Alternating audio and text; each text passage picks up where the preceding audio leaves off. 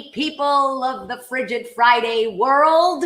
Yes, it's Friday. Yes, it's Frigid. And yes, we love you. Thank you for joining us tonight. I'm your host, Lucy Pohl. We have an amazing show for you tonight, as always. So happy to be here live from the Crane Theater on 4th Street in New York City. Another beautiful day. I was just standing outside talking to my mother on the phone in German because, yes, I was born in Germany. Sorry. I apologize. Not my fault. And an annoying guy came up to me and started talking to me and asking me what language I'm speaking and why I won't respond to him. And then a homeless man came to my aid and defended me and said, yo, man, take that shit down the block, and told him to go away and made him leave. And I think now I'm pregnant. Yay! I finally found the love of my life. He's waiting for me outside, and he'll always be waiting for me outside because he doesn't have a home. No, I love him. I do think we're going to get married. So that's big news, and I wanted to share that with all of you at home first. You heard it first. That's what happens here at Frigid Fridays. We fall in love with each other, with other people. Anything can happen. There's really, there's nothing that doesn't happen here at Frigid Fridays and at the Crane Theater. Best place on earth. Okay, we're going to keep the show rolling, or kick it off. Actually, we haven't really started it, have we? I've started my own show in my head, so that's why I'm saying I'm going to keep it rolling. Joey's here doing all the behind the scenes work. As you see, I'm very excited about Joey's work here. Invaluable. Nothing would happen without Joey. Nothing would happen without Jenny. Nothing would happen without Rez, without all the wonderful people, Emily, everybody who works so hard to make the show happen. So please send them some love. And we're going to welcome our first segment. It's the karaoke segment with Peyton Chavez. That is right. New York's Chemical X, the Powerpuff Girls improv show. That's what we're going to have kick this night's show off. So please, let's welcome Peyton Chavez.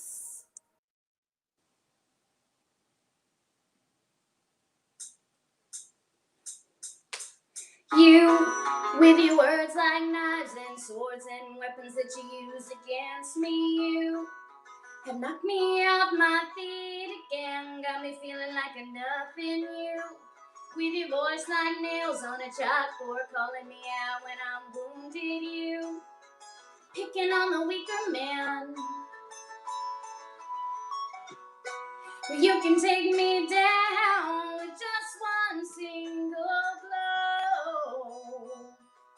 But you don't know what you don't know. Someday I'll be living in a big old city, and all you're ever gonna be is mean.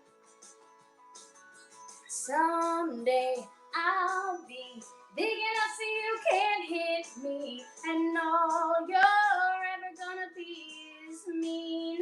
Why you gotta be so mean? You, with your switching sides and your wildfire lies and your humiliation, I just pointed out my flaws again, as if I don't already see them. I walk with my head down, trying to block you out, 'cause I'll never impress you. I just wanna feel okay again. I bet you got pushed around, somebody made you cold, but the cycle ends right now, 'cause you can't lead me down that road, and you don't know what you don't know. Someday I'll be living in a big old city, and all you're ever gonna be is me. Someday I'll be big enough so you can't hit me, and all you're ever gonna be is mean. Why you gotta be so mean? And I can't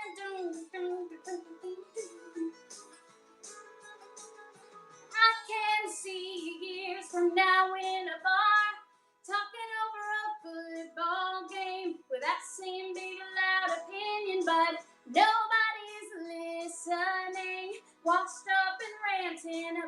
the same old bitter things.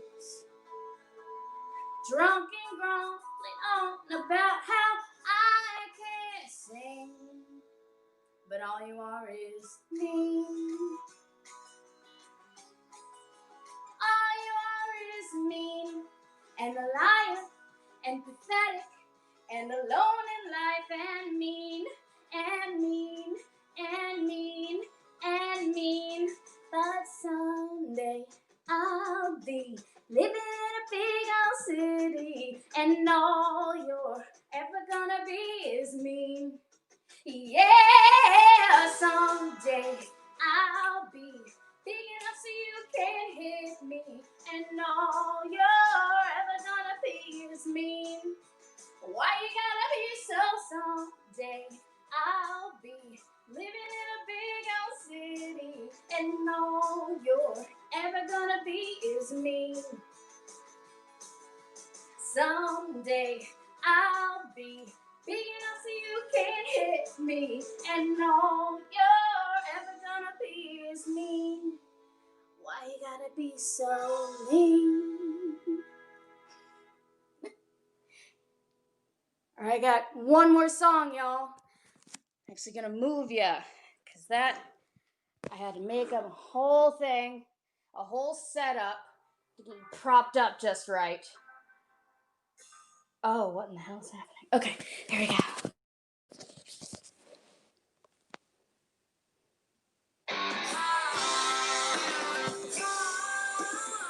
Got a little Lady Gaga here. Get ready. I can't believe what you said to me. Oh, I've got some other silliness playing. Forgive me, all. There we go. I can't believe what you said to me last night. We were alone. You threw your arms up. Baby, you gave up. You gave up. I can't believe how you looked at me with your James Dean glossy eyes, in your tight jeans with your long hair and your cigarettes ain't lies. Could we fix you if you broke? And is your punchline just a joke? I'll never talk again. Oh boy, you left me speechless. You left me speechless, so speechless. And I'll never love again. Oh boy, you left me speechless. You left me speechless, so speechless. I can't believe how you slurred at me with your half-wide broken jaw. You popped my heart seams on my bubble dreams. I can't believe how you looked at me with your Johnny Walker eyes. He's gonna get you when after he's through, there's gonna be no love left to write. And I know that it's complicated, but I'm a loser in love, so baby, raise a glass to mend all the broken hearts of all my wrecked up friends. I'll never talk again. Oh boy, you left me speechless. You left me speechless, so speechless. And I'll never love again. Oh friend, you left me speechless. You left me speechless, so speechless.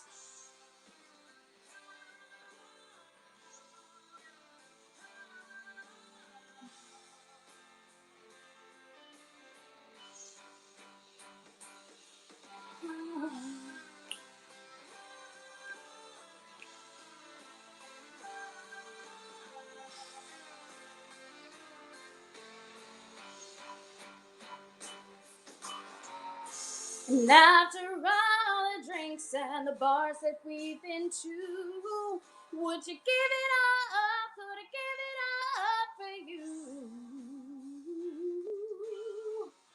And after all the boys and the girls that we've been through, would you give it all up? Could you give it all up if I promise, boy, to you that I'll never talk again,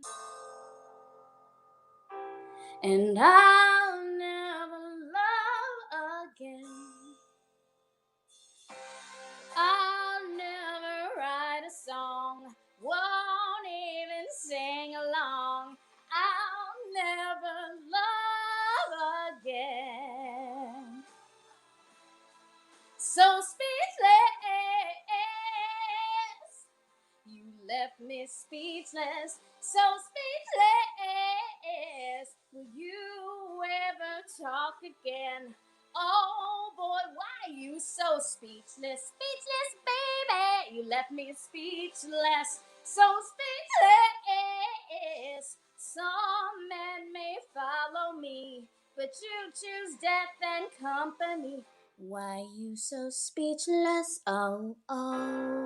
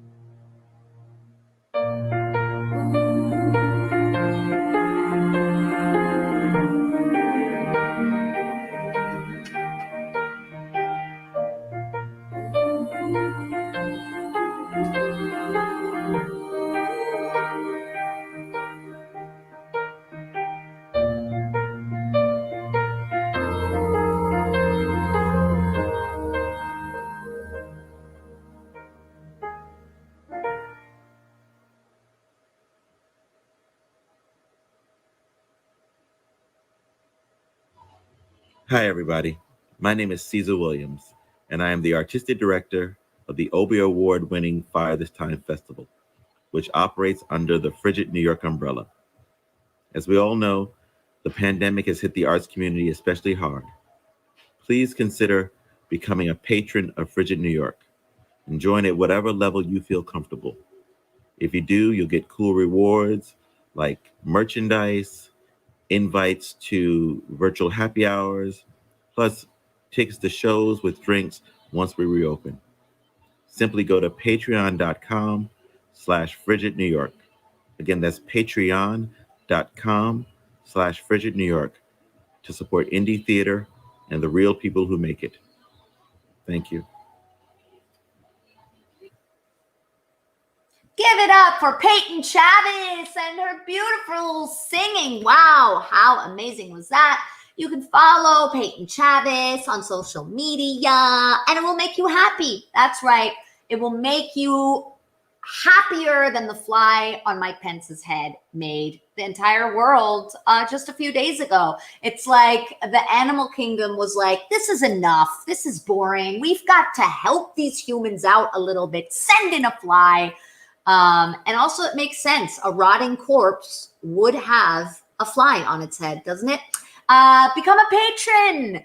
Go on Patreon, look for Frigid NYC, become a patron. You'll get really cool stuff, perks, all the goodness that you can desire in your heart.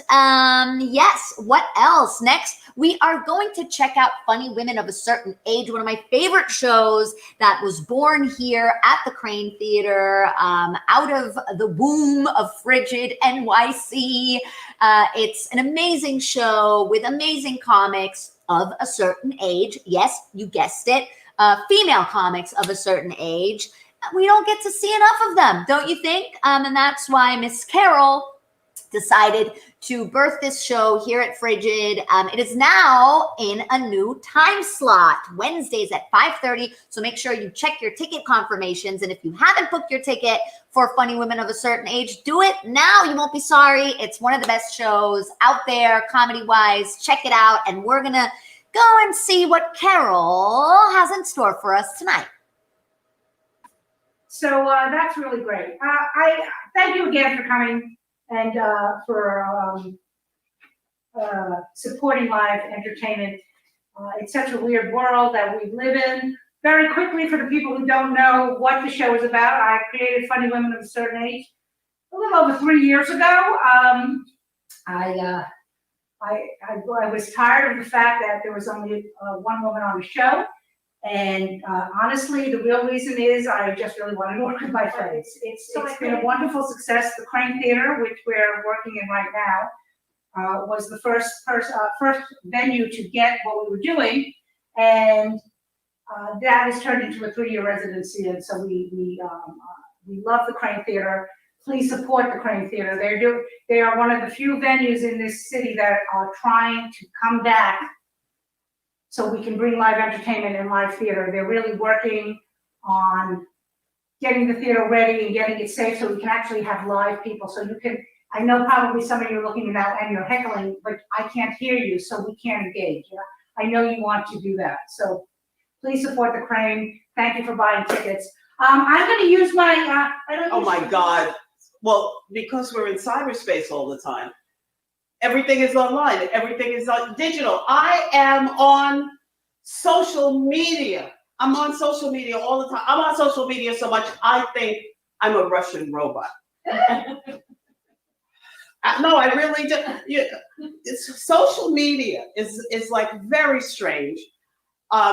It's all about numbers and your branding. Your branding. The first time someone asked me, "What's your brand?"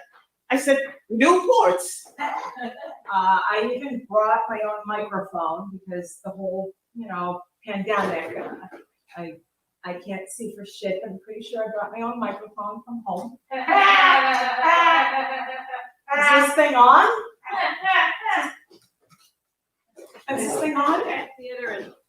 This is where I have a special affinity because this is where everything happened for Funny Women of a Certain Age. It's like everything starts small, and it's like this small little place where everything happened, so that we were eventually able to go to the Bell House and have a Showtime special. So I am just hoping that we're here now. There's like 3 of us, and we're hoping that we can raise enough money to get like all the chairs like 6 feet away so that theater can be, down the East Village, just done beautifully. Anyway, so we're doing it. No, so it's nice though. It's nice to stand up and do this.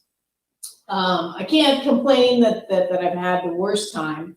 Luckily I haven't been alone because I'm married. So it's nice that I have someone, that's been there for me to support me and love me and, let me know if I'm breathing too loud and things like that. So it's nice. I mean, so my husband and I, we have a no spanking policy. Okay, we are a no spanking family. Not a no spanking couple. Marriage is so long. Right? We don't hit them. All right, we don't hit them because I read a long time ago that every time you beat a black child, a massa gets his wings. Ooh, I cannot do that because fuck math. The police would show up eventually and they'd be like, dude, there's still blood on this floor. And my husband would say, but I mopped. The cop would respond, yeah, man, but you gotta get like on your hands and knees if you really want to clean a floor. He said, just like my wife. Yeah, so don't worry, my husband is not gonna kill me. He's not gonna kill me because if I don't plan the thing, it doesn't happen. Oh God, this is what it's I like love my guy. When we talk about menopause is men on pause. You're like, I don't give a shit. You're on pause. Men are on pause. They used to be everything. Now they're on pause. Got his dick hanging out. So that's breathe in and breathe out. And we will close with one New York City mantra. I love New York. Breathe in. Breathe out. I just hate myself. Woo! I hope you enjoyed this. please tell your friends. We're going to do this every Wednesday at 7:30. We're having a rotating cast. We can only do I'm sure people are wondering because some of you have actually seen the show live. The reason we're only doing 3 is we usually have a third comedian, but we're trying to keep it as small as possible for the safety of everybody in the room. I want to thank Yes, please. When you go to Twitter and Instagram and Facebook, if you've seen the show tonight, please let us know. Let us know what you thought. We had a wonderful time. Thank you. Hopefully, we will do this with you in mind, and we will have people and an actual audience. But thank you for listening. Thanks for laughing from your home. Good night. Thank you.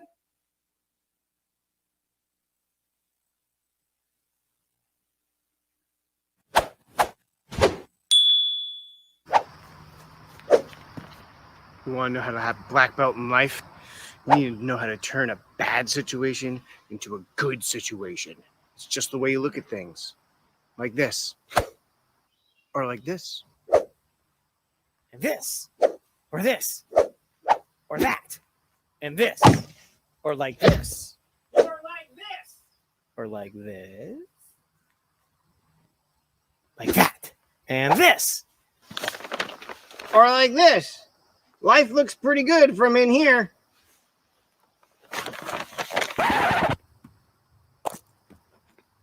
This guy is an idiot. Vote.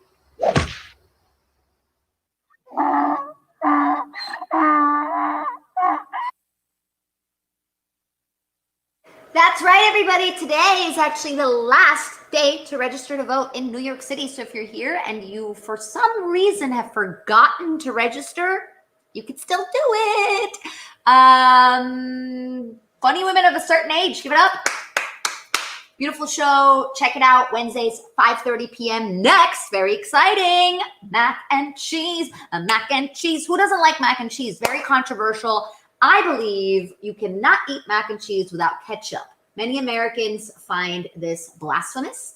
I'd love to hear your thoughts. Get on the chat. Let us know. Mac and cheese with ketchup? Yes or no? Do you want to erase me from your memory, from your friend list, from your fan page, whatever? Or are you with me? Are you a mac and cheese with ketchup person or not? Well, let's see how this mac and cheese stuff is actually made. It's a very mysterious thing to me.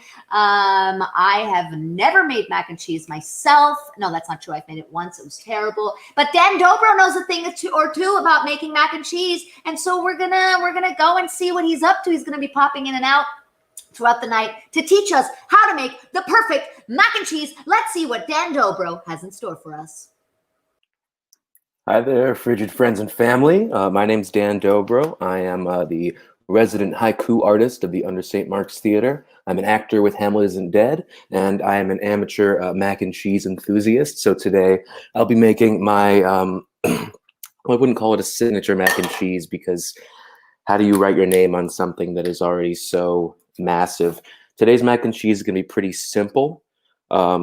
Just a couple of cheddars and a mozzarella. But the real trick to my mac and cheese is that I cook the pasta in the milk. So right now, what I'm doing is I'm adding about 2.5 cups of milk to this pot, wherein I have placed about a pound of cavatappi pasta, because I like the way that the cheese sauce can fill in those little pasta tunnels. I'll show you what it looks like in a moment. Here we are. Going to turn the heat up to about medium right now. Let it get a little heat. You don't want to cook it on too high a temperature because then the milk will get too hot too fast, start to boil. I'm going to grab a spoon here, start stirring it up. It takes a little while to do this, which is why we'll be jumping in and out, of course. The recipe that I found the website I found this recipe on says it takes like 20 to 25 minutes, but I like to do it in 15. Today, again, just pretty simple cheeses from the produce store. We got a little white cheddar, a little yellow cheddar, and then I've cut my remaining mozzarella into 2 piles so that I can get some inside, then some on top. About half the cheese is going to be going on top. I got some butter, some cream, seasoning with a little mustard and a little cayenne pepper. And then on top, we'll have the breadcrumbs and Parmesan. You know, I like to, in the ideal world, you have a bunch of cheeses, maybe some Gruyere, and like a sharper cheddar cheese to go with your creamy ones. I like a Monterey Jack I used one time. It was pretty good. Anyway, we're going to check back in here in a little bit when the pasta cooks. So everyone think mac and cheese thoughts, and I'll see you then.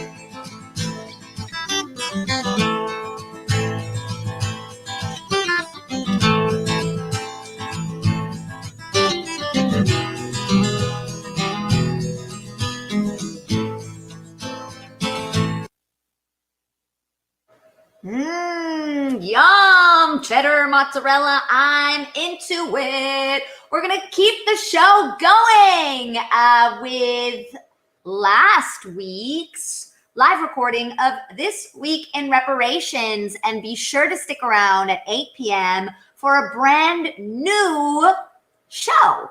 This Week in Reparations, last week's This Week in Reparations, coming to you now.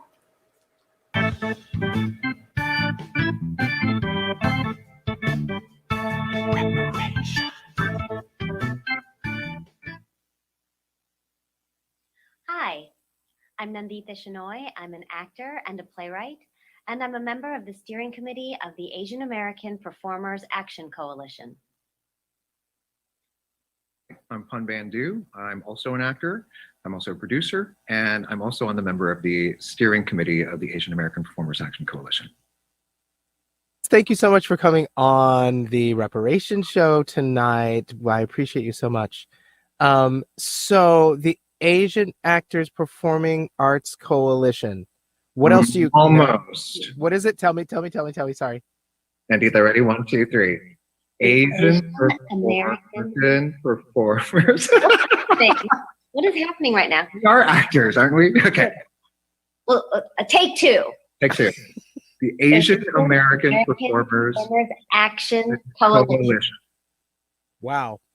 And what do we call it for short if you're like me and can't remember all of the words?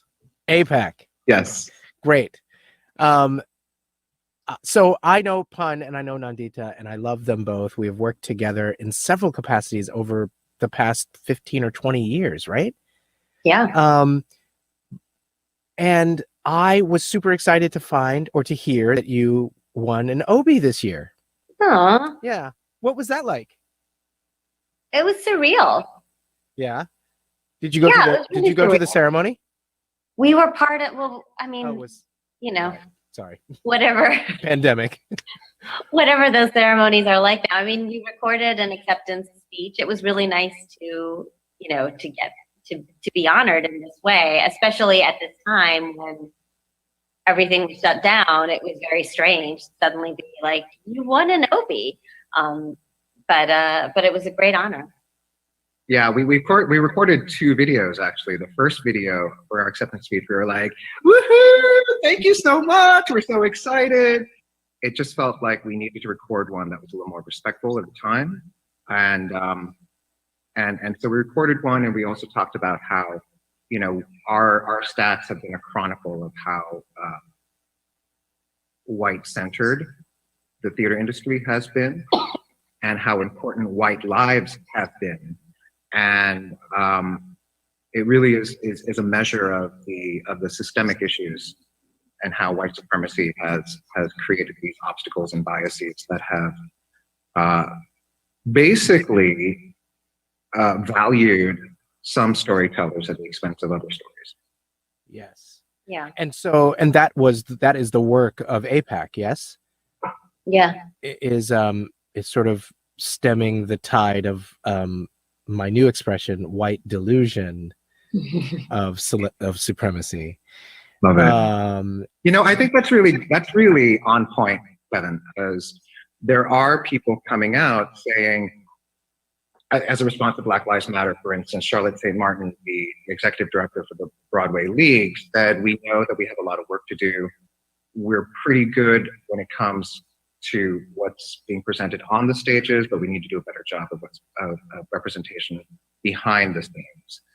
And that does not match with our statistics. We do not think that things are good or there's any parity whatsoever on the stages. And it's a matter of perspective, right? Like, yes, the industry has gotten increasingly more diverse. Yes, there are a lot of people who are trying to do good work and trying to move the needle, but it's not happening fast enough. And if you're saying that, oh, we're fine on stage, that's a matter of perspective. And I think a matter of a certain, it betrays a certain bias. And that leads me to my question about, I mean, we're about to begin a big week for APAC, right? You're dropping your visibility report next Wednesday. Wednesday, on Wednesday, September 30th. So without spoiling what's in the visibility report, can you talk about the visibility report right now? Sure. So we've been working really hard on the 17-18 statistics. During this pause, we're catching up, and we're really proud of some of the expansion that we've done in the reports. This year, we're also going to be doing an economic impact assessment, where we're actually able to measure not just representation writ large, but also analyze where BIPOC stories are being produced. Are they being produced on the smallest stages, and which correlate, of course, with smaller minimum weekly salaries? What is the compounded effect of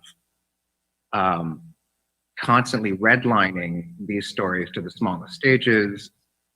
And these are the stories that don't have as long a run.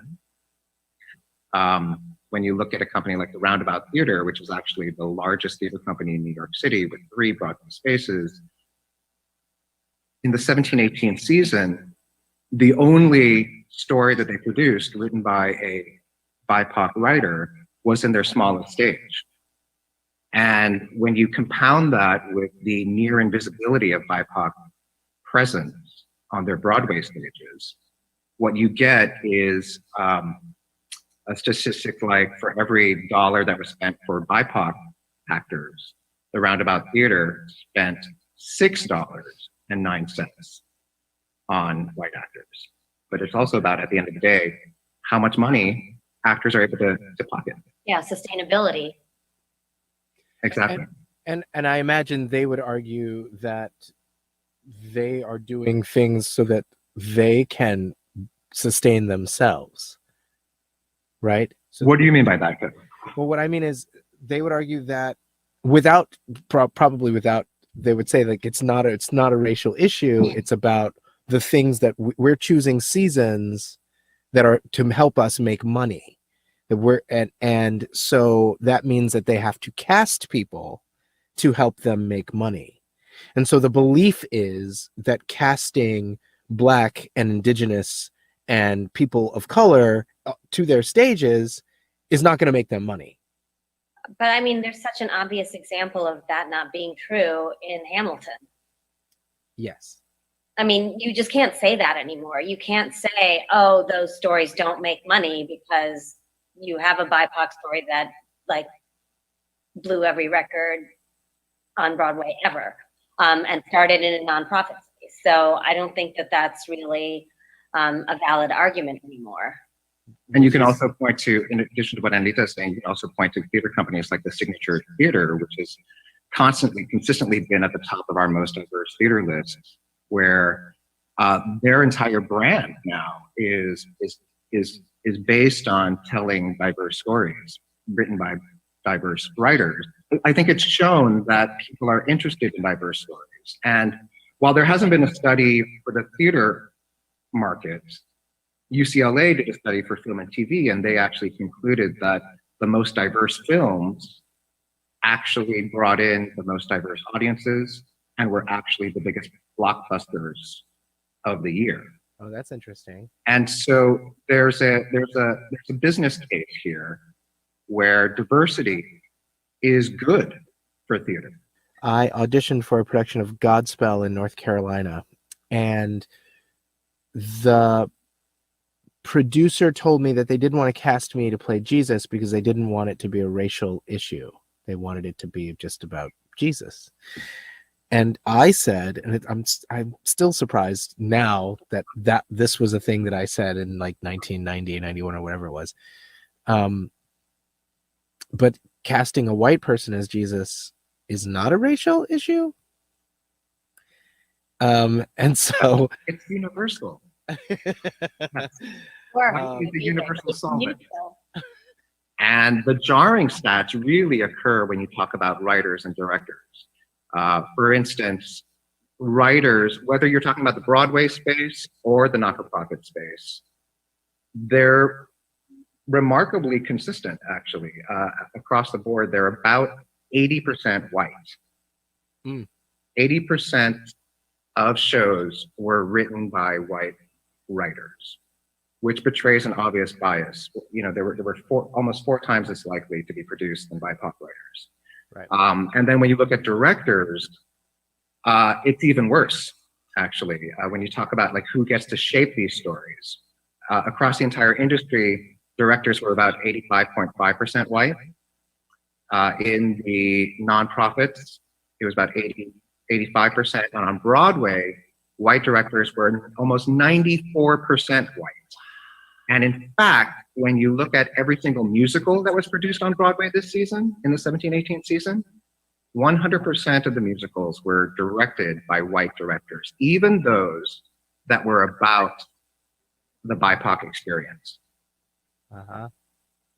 That's interesting. You know, you were saying the stats, and I was like, oh, and I'm not actually surprised. But what I think is the beauty of what you were saying, or that hopefully other people will react that way, is because it's actual data. Yeah. Right? Like we all know. I think that's what I'm proud of the work, because I think we all, I mean, I'm sure all BIPOC actors have this feeling of like, oh, I don't audition as much as my white friends. I don't have the same number of opportunities. I don't work as much, whatever it is. But it's always a feeling, and you know, you have a feeling, and people are like, "No, it's really not like that. You did this or you did that, and whatever." But this is just numbers. Like that's what it is. It's not my feeling about whether I audition or not, or whether I work or not. It's about these are the actual numbers of people. And the other number that was astounding to me, along the lines of the things that Pun was saying, is also that 100% of the artistic directors of the 20 theaters that we surveyed were white. That's right. Well, 18 theaters, but there were some theaters that had multiple artistic directors, like LCT3 has a separate artistic director, et cetera. But within those numbers, yes, absolutely, the stats don't lie. What is important are these anecdotes that we're talking about, because these are actual real human beings. And so, you know, your Jesus story, Kevin, I think is really key, stories like that, because what you do see then is a pattern emerging where BIPOC actors, there's a risk attached to casting a BIPOC actor, right? Is this going to change the story being told? And we actually measured inclusive casting. How often are people cast regardless of race? And it only happens about 20% of the time. The point there is that if producers are not producing stories that are specifically about underrepresented groups, yeah, then it's more than likely that you'll never see those people on stage.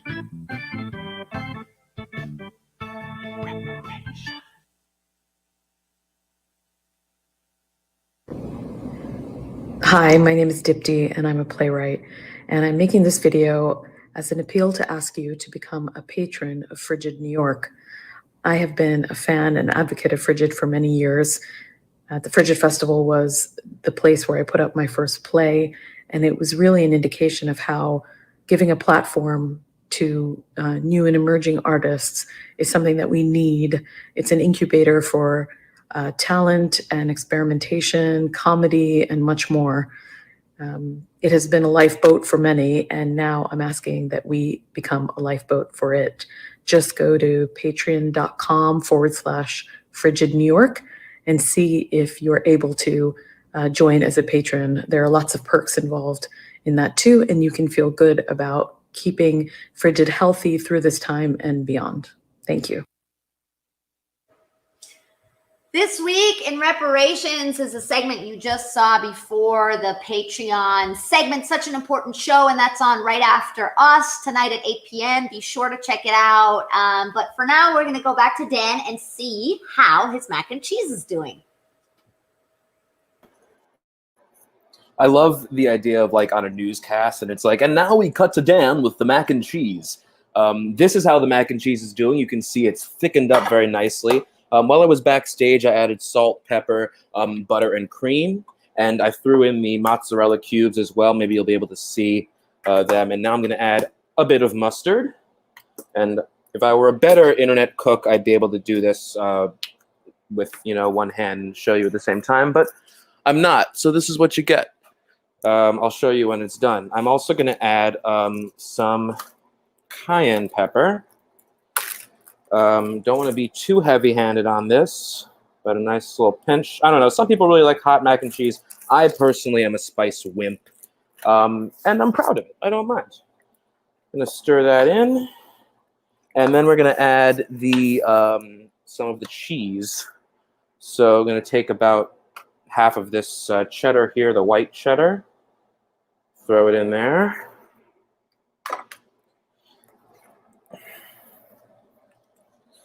See, the pot is not very stable, so I cannot hold my computer while I do this at the same time. But you can imagine, I forgot to mention in the meanwhile, I did preheat the oven to 375, and that is the temperature at which the mac and cheese will bake.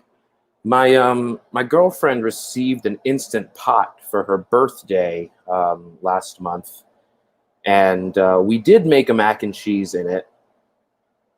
And nothing against it. It was perfectly good, but it was very soupy. And I had been making this baked mac and cheese for a while now. And, even though I used to not like anything crunchy about my mac and cheese, when I was a kid, I was all about that soupy mac and cheese. No breadcrumbs for me, please, even though, obviously, I know now that it's the classier way.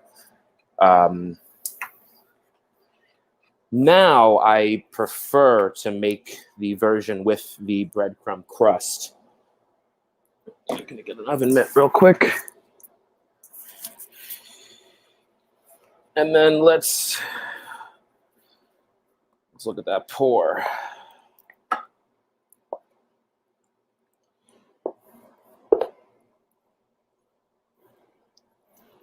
It occurs to me I'm using the oven mitt on the wrong hand because showbiz makes you stupid, folks. That's what it is. All right. Now, I found this great little baking dish at the corner store near my house. It's not quite like a 9x13 or whatever the usual size is. It's a little smaller, but it makes all my dishes nice and thick because they have less area to spread out. I'm going to go wild on that cheese sauce after I go off camera, but first I'm going to put this mac and cheese in the oven. So what I'm going to do is spread it out a bit. so that it takes up all the space it can. And then, oh yes, gonna have a bunch of cheese sauce later. Then what I'm gonna do is start with the white cheddar. Plop it all along there.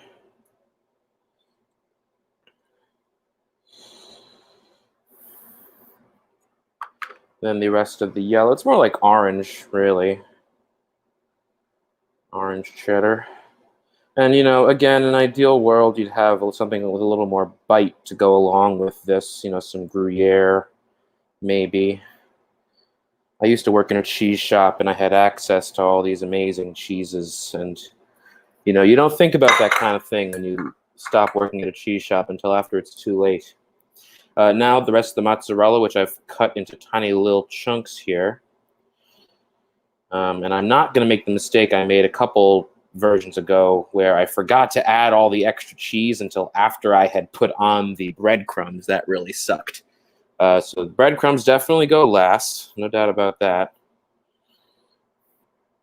Just kind of toss these around. They all kind of melt into place anyway. Amazing. I like to do the Parmesan and then the breadcrumbs. Just a little sprinkling, but in a layer, you know, so that you get that sort of crustiness. Yeah.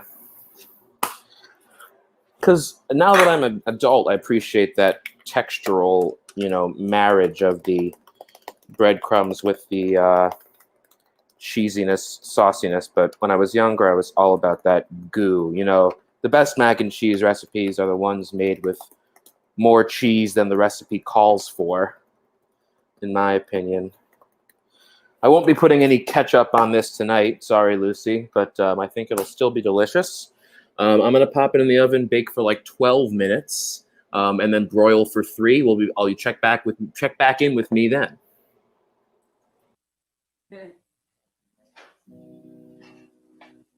When the night has come,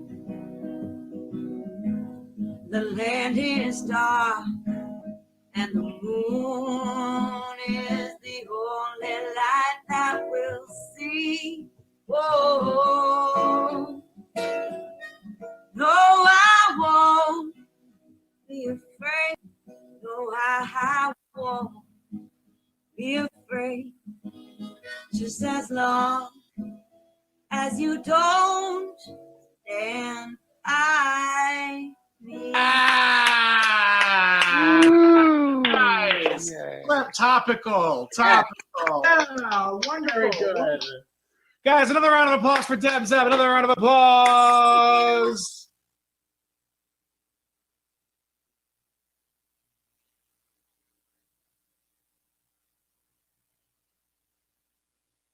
Applause, applause, applause, applause.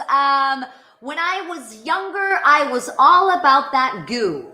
Dan, is that a euphemism?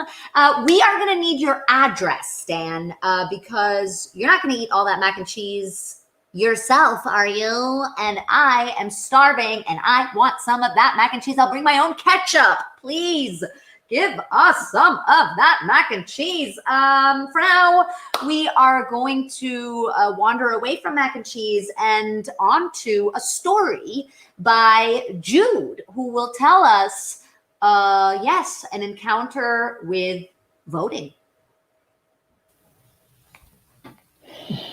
Hi, and thanks so much for having me on this really fun show. I'm obsessed with the mac and cheese now. Okay, it's November 4th, 1980, and I am in a practice room in the music department at the University of Wisconsin in Milwaukee. I practically live in these practice rooms. I'm 3.5 years into a music therapy program, and that's what I do is I practice, and I hear this knock on the door, and I look in the little window at the very top of the door, and there's the brown eyes of my dear, my pal, my bestie in the music department, Herman. Herman and I met when we transferred into this program, and we have almost all of our classes together. And it's a good thing too, because we are both 3 years older than everybody else in our cohort of music therapy students. And we call each other the fossils because in your 30s and 40s, 3 years don't really make that much of a difference in people's lives. But in your 20s, 3 years is a big difference. And the reason that Herman was delayed going into school was because he had lymphoma. So he says that chemo treatments kept him out of college. And I say that I was a late bloomer and that cynicism and self-doubt kept me out of college. And he says that the hardest thing for him when he had cancer was seeing the pain in his parents' face that he was causing them by having cancer and he couldn't help them. And he's so big-hearted and loving and optimistic and resilient. And I love that about him. But so I don't tell him that the hardest thing for me about even seeing my parents even now is that when I look at them, I'm causing them pain by going to college. Because my parents, ever since I was about in 9th grade, have been part of a very, very conservative, very traditional sect of Catholicism that's also very political and very, very conservative.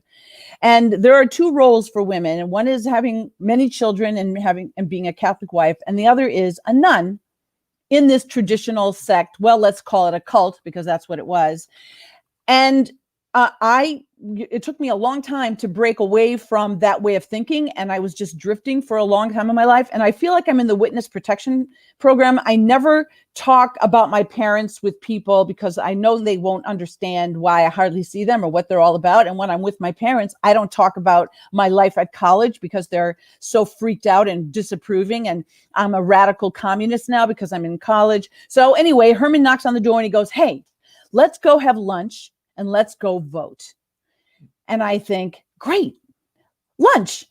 But because I'm in the witness protection program, I never told Herman many things about myself. And one of those things is that I have never registered to vote. So we're walking across campus and we go to the Union and we're going to have a healthy lunch. Now, Wisconsin healthy lunch at the Union is a gigantic baked potato, like 100-pound baked potato with broccoli on it. That's the healthy part. And then we put sour cream and a pound of butter and cheddar cheese and bratwurst and bacon. And we're eating these massive baked potatoes. And Herman says, "I got a plan. This is what we'll do. We'll drive to Wauwatosa, where I live, and I'll vote. And then we'll come back here and park. And then you'll vote. And then we'll go to class. And then I have to go to work." He's got it all worked out. And I'm thinking, my stomach is I'm just shaking. My heart is pounding. I'm thinking, he's going to think so much less of me if I tell him that I have never registered to vote. I've never been inside a polling place. My parents made me think that the government, everything is a government plot. The civil rights movement, government plot to cause chaos and have the communists sneak in and take over. The women's rights movement and birth control, government plot to keep women, the women should be home with their children. What do they need birth control for? Barcodes in stores, government plot to track your every move. So you don't register with the government. And so I've never told him any of this. And so we go to Wauwatosa and I figure I have this whole drive to figure out how I'm going to handle the lie and get rid of him before it's time for me to vote. So I go in the polling place and he says, "Hi, his mom is a poll worker and these really nice people there." And I think, wow, I'm a stranger in a strange land, but this is a very nice place. These people are so normal. And he votes and I see he signs in and he goes in the thing and he votes and he says, "Okay, let's go to your polling place." And I say, "Herman, I got to tell you the truth. I got to come clean. I've never registered to vote in Milwaukee. I registered to vote in Oshkosh, but that's 80 miles away where I used to live. So I used to just drive up there and vote, but I can't do that today. I didn't make time for it. So I can't vote." And Herman says, "Oh, that's no problem. You can get a provisional ballot." And then I'm like, "Provisional ballot? What's a provisional ballot? I don't even know how to do that." And he goes, "No worries. We'll find it. Don't feel bad." And we go, he finds the voting place that's on campus. We go in and he walks up to the lady there and he says, "My friend here she's not registered to vote in Milwaukee, but she's a registered voter. You have to give her a provisional ballot." And I go, "Yeah, I'm a registered voter because I got to keep this lie going so Herman doesn't think less of me." because I don't have enough of a sense of self. And I fill out this provisional ballot that I know isn't going anywhere. It's not going to help Jimmy Carter, who I voted for because Herman voted for Jimmy Carter. And I go home that night and I think, what is up with me that I'm such a people pleaser with him? And also, why did I never register to vote when I'm living my life completely away from this cult that my parents were in? And I got to give myself a little bit of a break in that the first thing I remember people registering for when it came to government was when I was 8 and my brother was 18 and he registered for the draft. And so did all of his friends. And then my sister's friends as we got older. And they were registering for the draft for a war that everybody thought was wrong.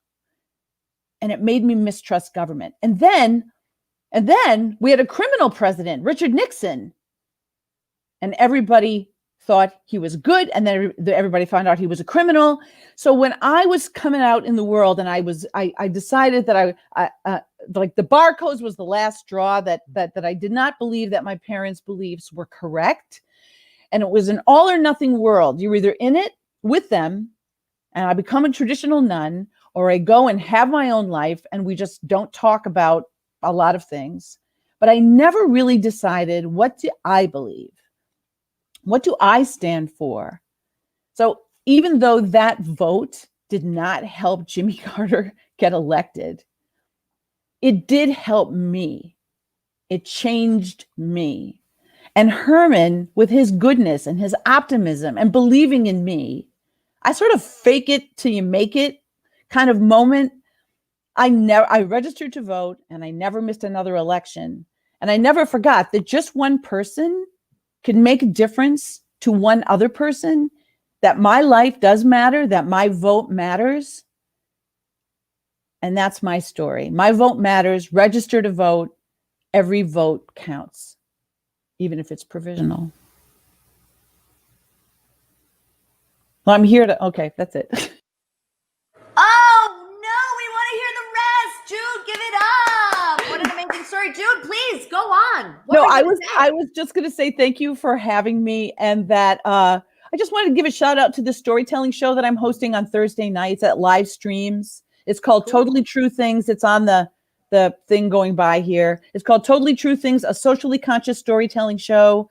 And we do solo shows that deal with mental health or medical challenges or social issues. And next Thursday, we have a fantastic performer who's doing a show called We Are Still Human, about her work with incarcerated women.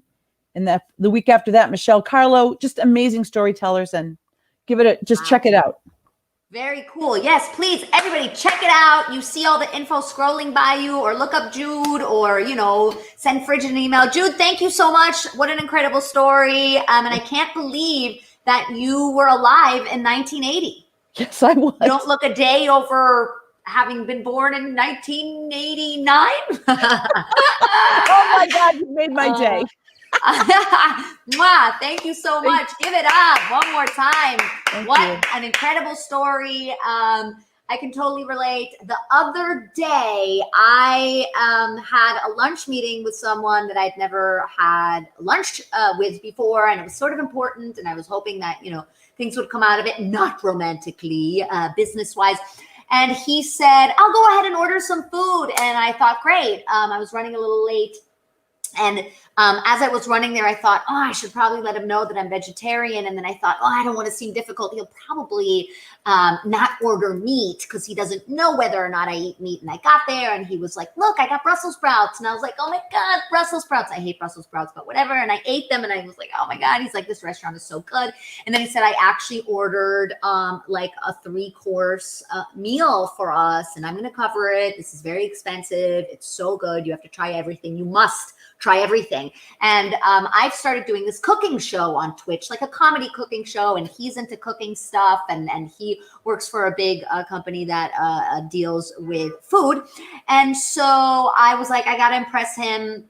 And so the next course came and it was shrimp tacos. And I said, great, because I eat shrimp, and I ate those. And then there was some like vegetarian peanut tacos. And he said, don't worry about those. I'll take those home. You don't have to try those. I thought, okay, I really wanted to. And then this big plate of shredded meat arrived on a big taco looking thing. And he was like, this is the best. You have to try it. I ordered an extra large one for us. This is obscenely expensive, but don't worry, go for it. And I froze and I ate the thing. I ate the meat. Why? Why didn't I say I don't eat meat? I was eating it and I was thinking, Lucy, what are you doing? You haven't eaten meat in like 7 years. What the fuck? I was like, oh, this is really good. And he said, no, take more. It's huge. And this one I can't really take home. And so I sort of stuffed my face with meat and glanced at the menu and said, oh, I haven't had lamb in years. And he said, oh, this is actually not the lamb. I went with the pork on this one. No! As a Jew, that's not good. That's not good. I am going to arrive at the pearly gates of hell and not heaven. I would have arrived at the pearly gates of heaven and they would have been like, what are you doing here? You had pork. And I would have said, no, I didn't. I had lamb and it was just that one time. And then they would go, no, it was pork. And I just don't know why I couldn't say that I don't eat meat. Why do we do that? Why do we keep the lies going? If anybody has an answer for me, or maybe I need medication, I don't know. I myself cannot vote. I was 8 years old when we came to this country, but my parents are artists and sort of bureaucracy phobes and never thought it was important to apply for citizenship or a green card. And so it took me forever to get one. And I actually just filed my citizenship application on July 24th. How ironic. What a shitty time to try to become an American when everybody's leaving. Well, maybe they'll have more room for me, but it made me think of all the immigrant stories. And my good friend called me the other day and we were talking about voting and I had been phone banking. I called a bunch of people in Texas, seniors, people over 65 years old that were registered to vote. And so I did some phone banking, called them, and to make sure that they had their mail-in ballots or, had everything they needed. Talked to a bunch of old ladies, and they sort of suggest, if you feel comfortable, to ask them whether or not they're voting for Democrats or Republicans or if they're undecided. So I said, if you feel comfortable, who are you voting for?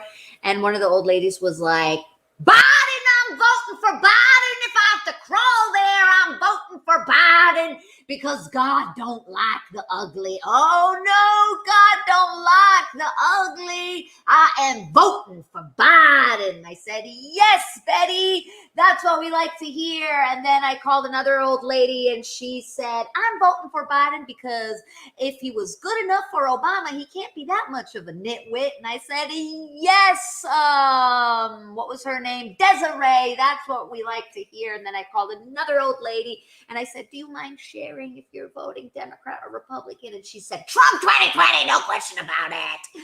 And I said, well, that's all right. God don't like the ugly. Goodbye.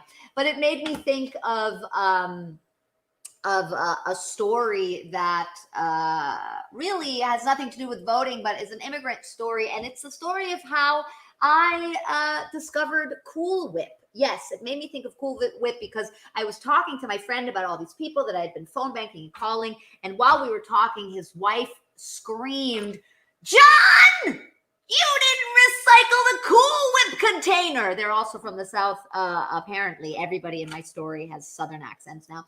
And I remembered that the first time I found out about Cool Whip, it blew my mind. And that was when I was 9 years old, a year after we moved to this country. My first American friend, Lindsay Shack, who was a bit overweight and loved candy and sweets, took me to her country house in Connecticut.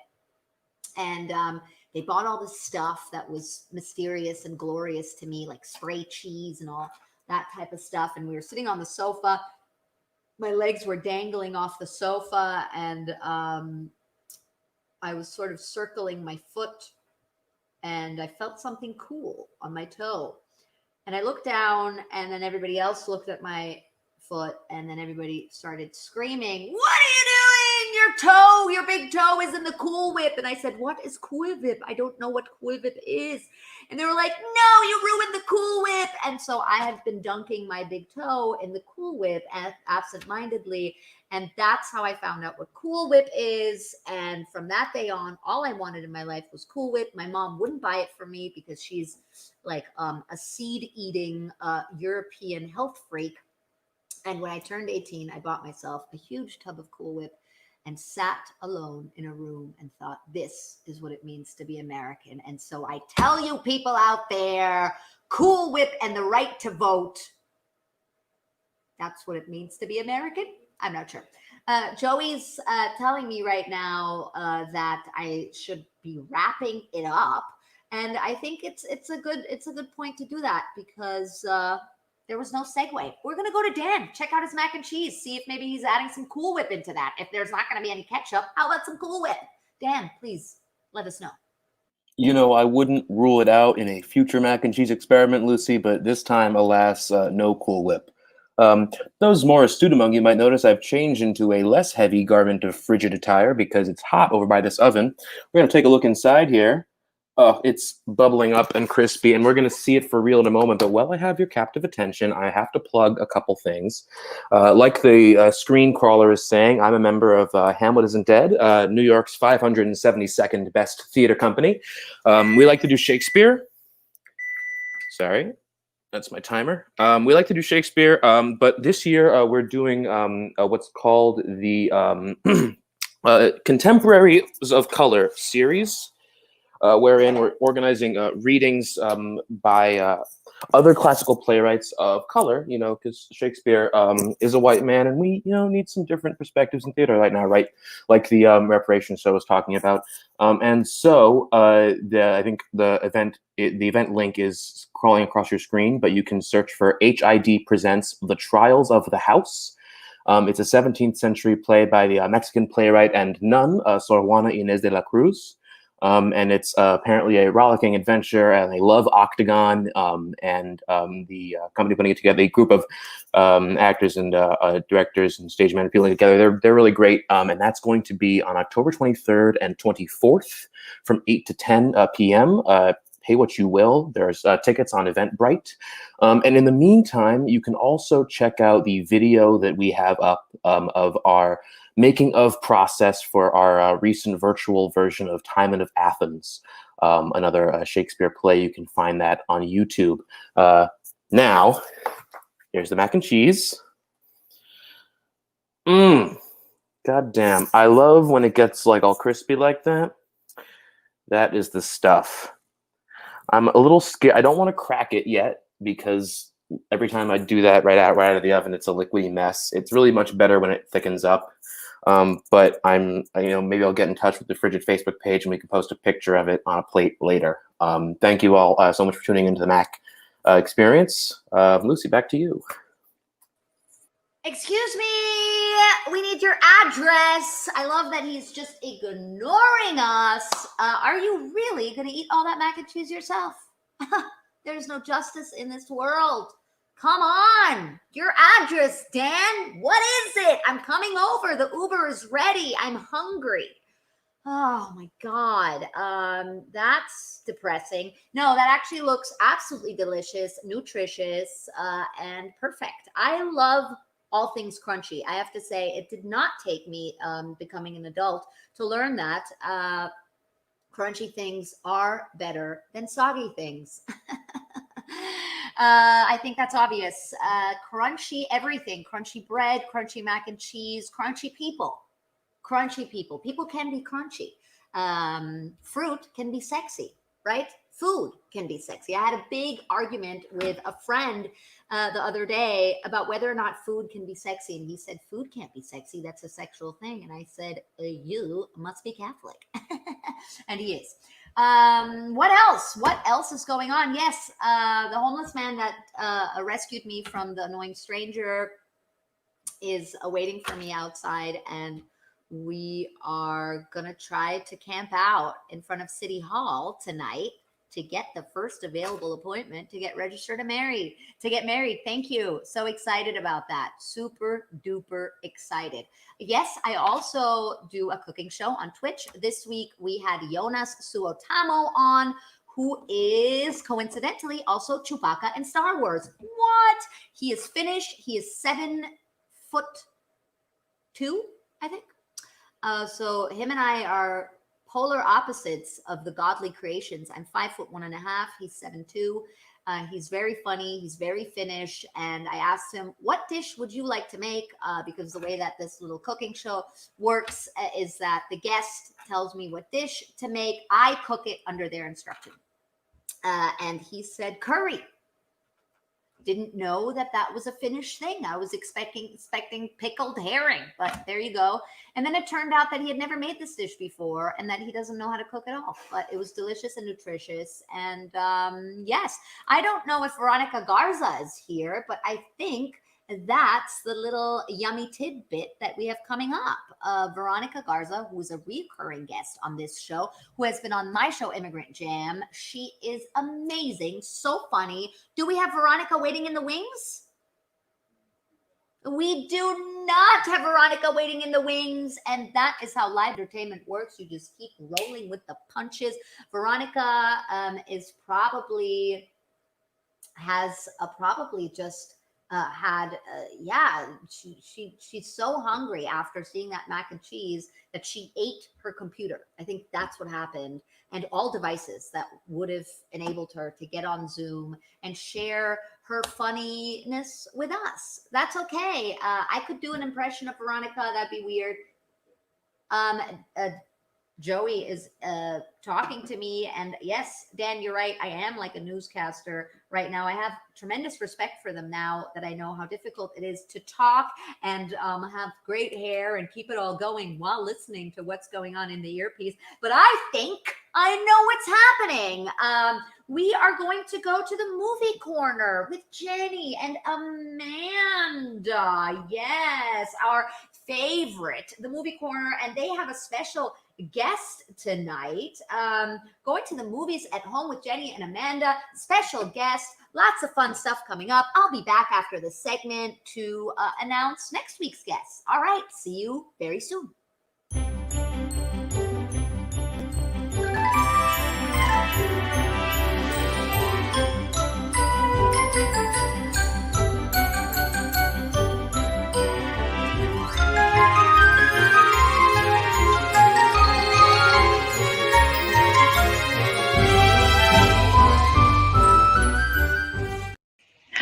Hello. All right.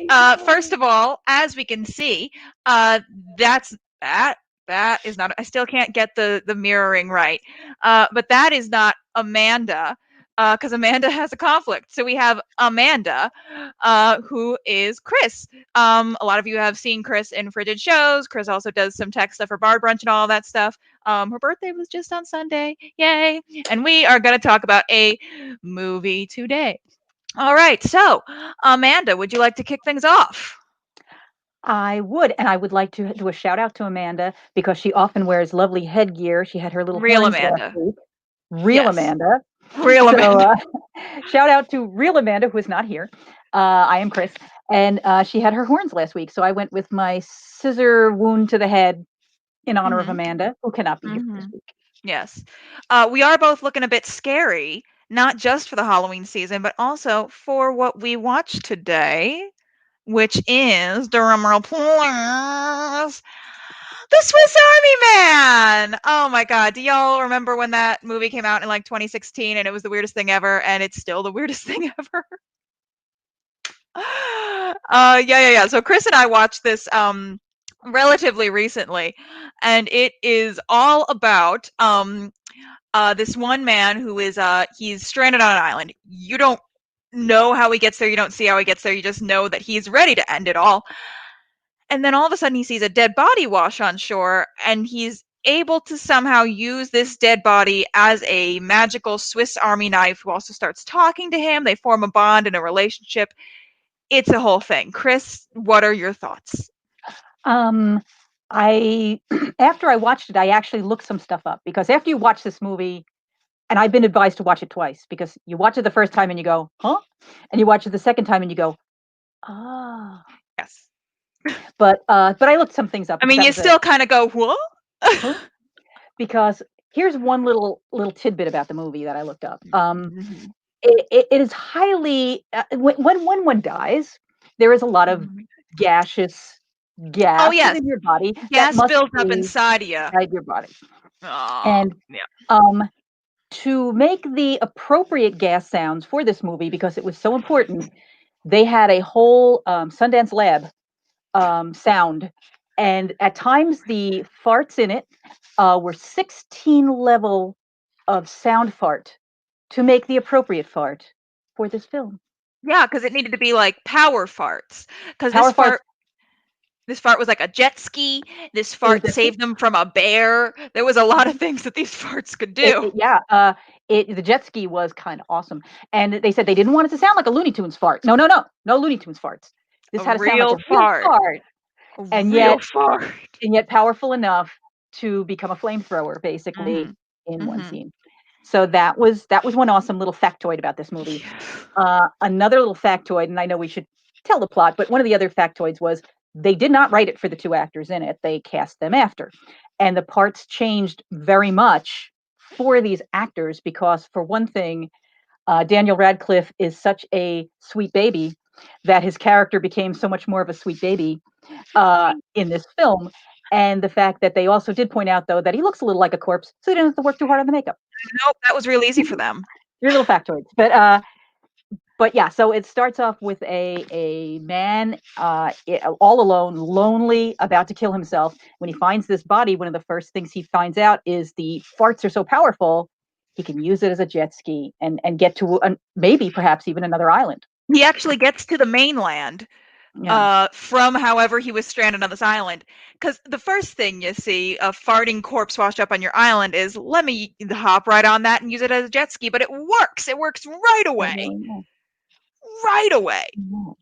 And then they start to realize that he becomes like a unlimited well, so he always has like a fresh supply of water.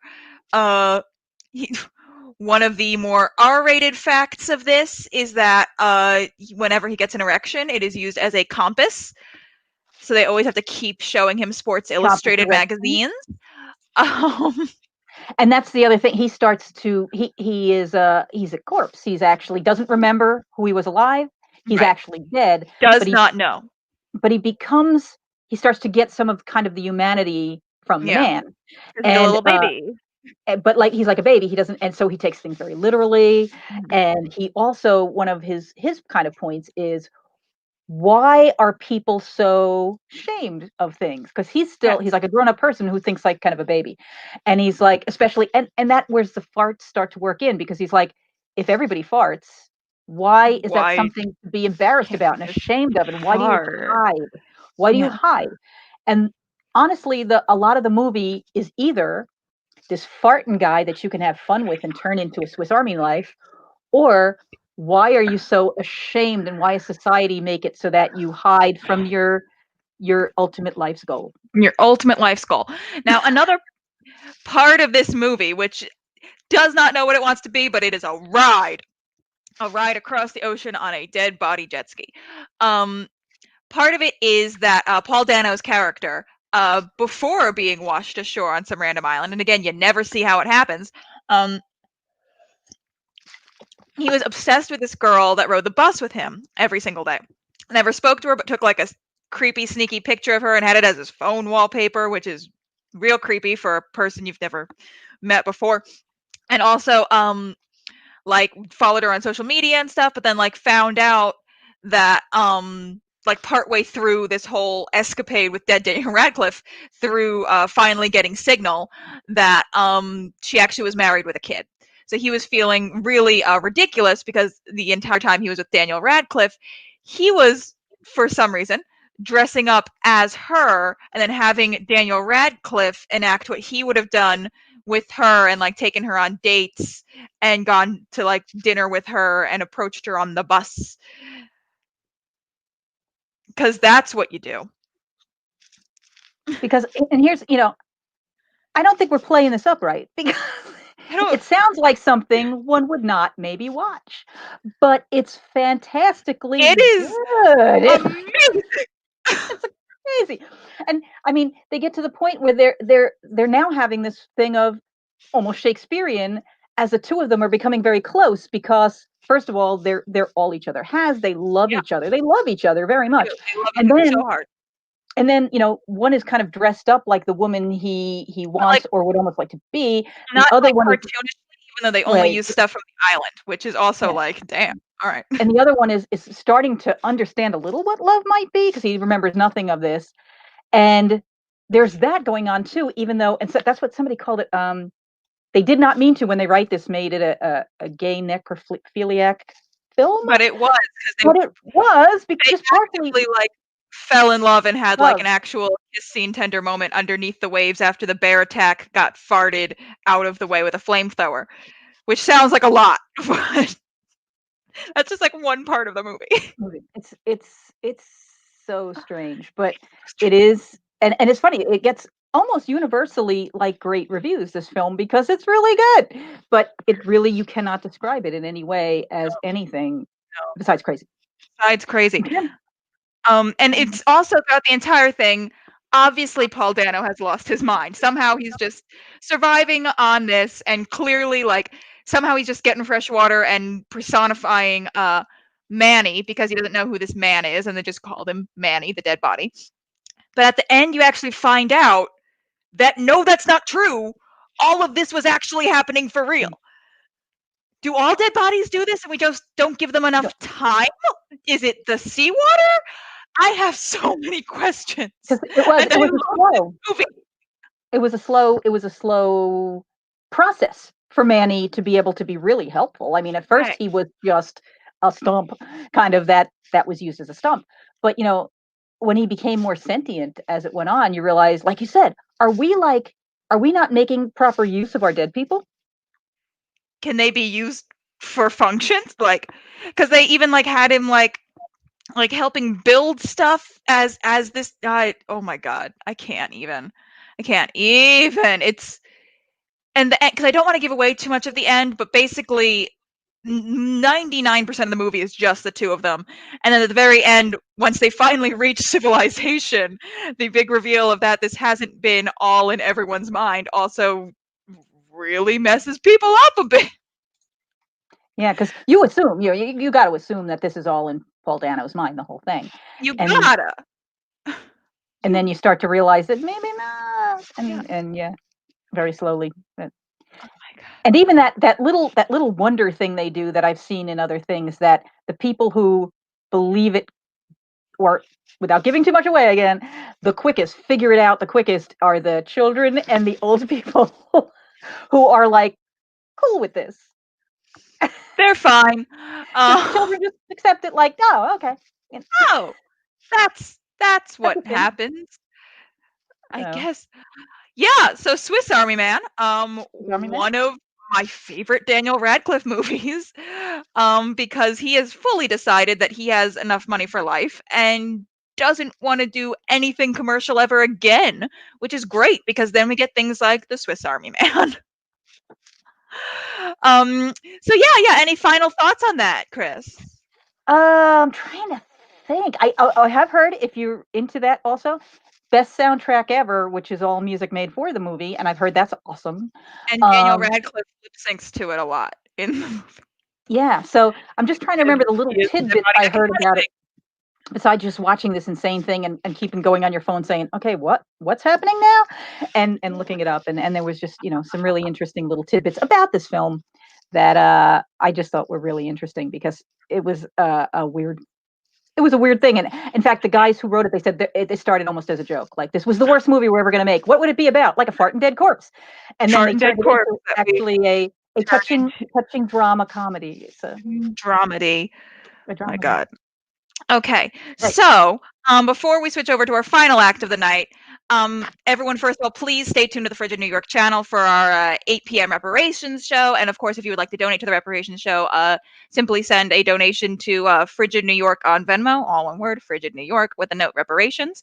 Next week, we're going to have Mikhailin Rowe of Improvised Fresh Prince doing our karaoke segment. We're going to have more funny women of a certain age. I am going to be making a spooky little cocktail, because on October 18th on the Frigid New York channel, I am going to be doing a cooking show. I have a cooking show every Sunday, but that Sunday I'm going to be doing 2 cooking shows, because I'm going to have all guests on of various frigid wonderful people. And we're all going to show you how to cook things at home for people who have not had an at-home Halloween for a while. So that is next time. We're going to have Karen from One Family, One Menu, comedy from Amanda von Nostrand, so much more, so much fun stuff. So please check out next week, of course. But right now, we have, let me get this out of the way. Yay. Oh, got dead Daniel Radcliffe out of the way. We have David to close out the show for us. How you doing? Hi, Hi, how are you? I'm okay. You're okay? All right. I'm a Zoom virgin, a Zoomgin.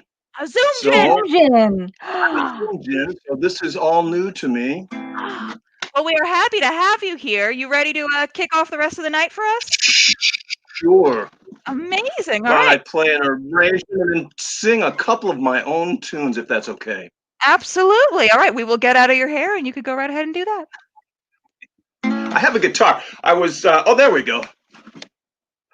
I was trying to arrange so I was in the frame, but this is about as good as I'm going to get in the frame.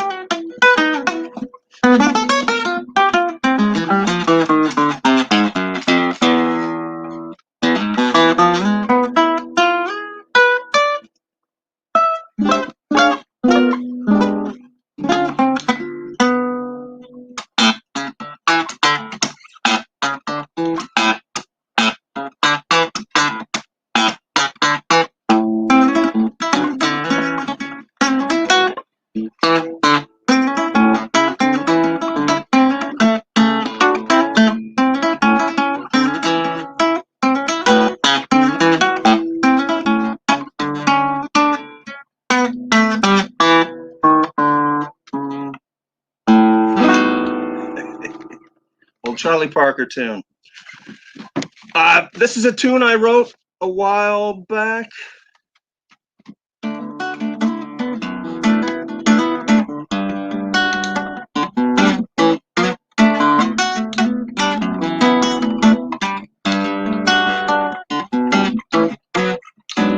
And every time she tried to say goodbye,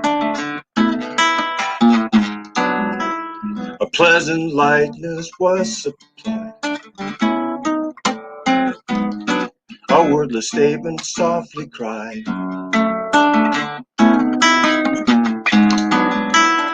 Change is understood.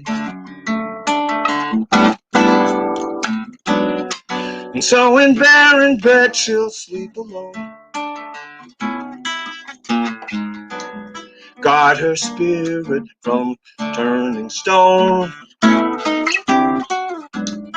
Nothing is bad, oh here it's good. It's just that change is understood. Where's attachment to the sky? Clouds are always rolling by. Rivers roam and yet are always there. and remember cities gone. When the road continues on, it's only the highway that is seen.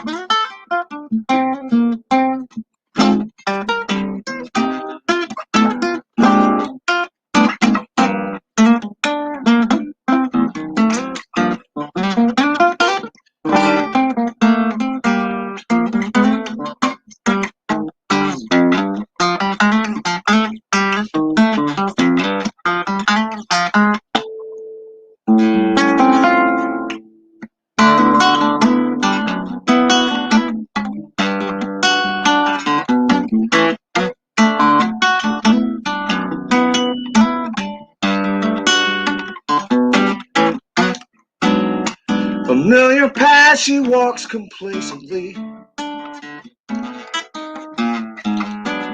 People and places she's used to seeing. The cluttered room sometimes is swept, and she knows what to expect. Faith fills the altar as life reveals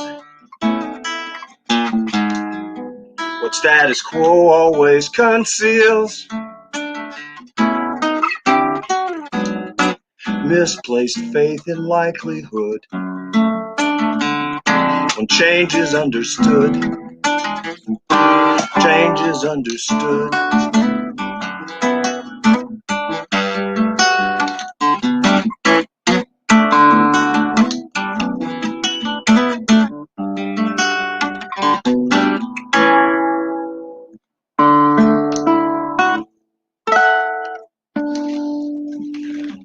Yes. One other tune I writ recently.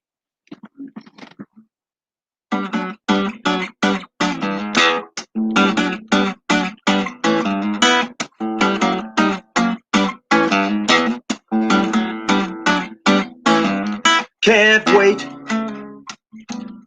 to see your perp walk. Tiny shackles for your hands. Can't wait to see your shame walk. Push your head down into that van. Can't wait to see your jumpsuit. Orange fabric on orange tan. Can't wait to see your perp walk. Gone the unfit clown of a man.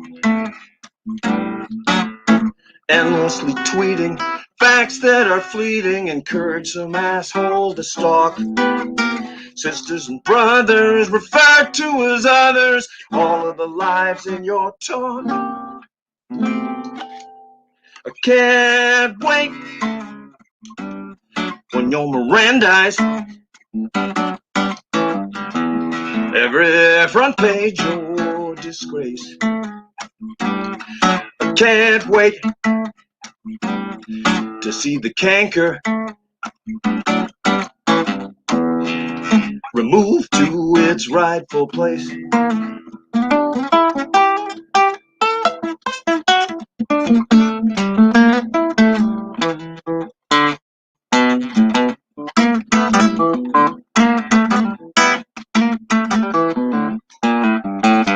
Nation's ordeal has been so unreal. Now we can only ascend. Follow decisions that heal divisions. The people, the will to transcend. Can't wait till you're indicted. Brothers and sisters given all men. Can't wait to see you shackled to all those truths you can't defend. I can't wait. I can't wait. Can't wait. Can't wait.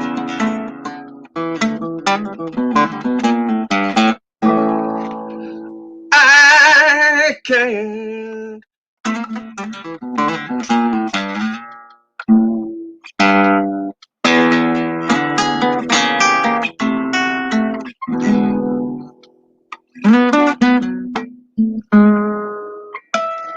Yes, indeed. Thank you, New York.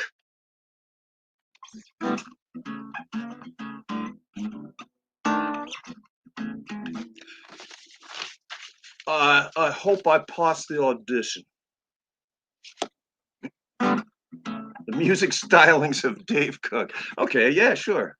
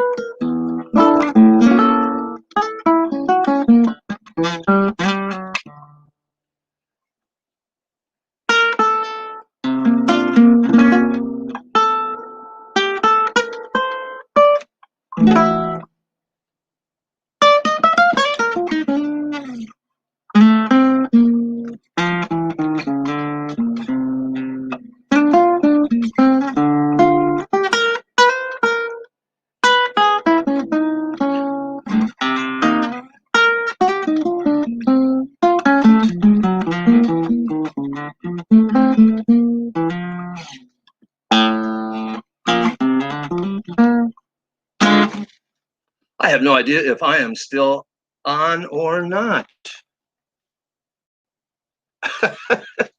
I'm a Zunjin.